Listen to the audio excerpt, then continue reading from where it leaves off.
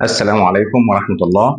ما زلنا بنتكلم معاكم عن موضوع أسباب وفحوص تأخر حدوث الحمل عند الزوجين. في نفس الوقت مع منظار البطن زي ما اتكلمنا قبل كده، بيتم عمل منظار رحم تشخيصي، ومنظار الرحم بيقدر يدينا فكرة وتقييم شامل لتجويف الرحم وأي اضطرابات ممكن تكون موجودة جوه تجويف الرحم، زي الحاجز الرحمي أو الأورام الليفية في تجويف الرحم، أو ضيق تجويف الرحم الخلقي.